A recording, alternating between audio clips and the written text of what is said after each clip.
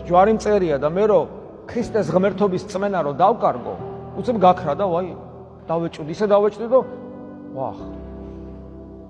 ხო და დავფიქრდი და გაქრეს ეს წმენა. მე არ ვიცი რა უნდა გავაკეთო, რომ ეს წმენა მოვიპოვო. იმიტომ რომ ისე თავის დროს ისე მოვიდა რომ ჩემთვის არ უკითხავს. ეს არის საჩუქარი ღმერთისაგან. მაგრამ მე რომ ეს გავიგე, რომ ღმერთი არა მარტო არის, არამედ მოვიდა და ჩემი მარადიული სიცოცხლე სურს და ძმას მიწოდებს. არ გამიხარდეს? ჩემს სიცოცხლეს აზრი მიეცა, გესმით?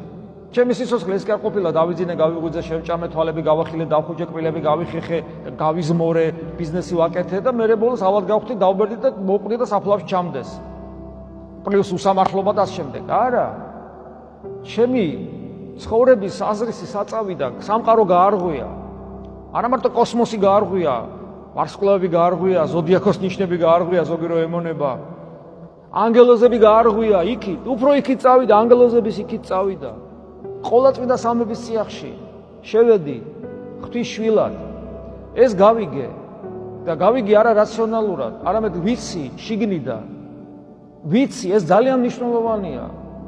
ჩვენ ვიცით ღმერთი როგორია, მადლით და ჩვენი საზომის შესაბამისად. იონე მოციქული პირდაპირ ამბობს, ჩვენ ვიხილავთ მას როგორიც არის, იმიტომ რომ ჩვენ ვიქნებით ის როგორიც არის. პავლე მოციქული გახსოვთ რა საუნება ათენელებს. იქ საკრეპოში შევიდა და ვიხილე უცნობი ღმერთი. უცნობი ღმერთი. და ხოლო ჩვენთვის ღმერთი აღარ არის უცნობი. იგი მოვიდა და თქვა, შვიდი ვარ და მდაბალი და ჩემგან ისწავლეთ, როგორ არის ღმერთი უცნობი, როცა ღმერთი გამოჩნდა ხორცით.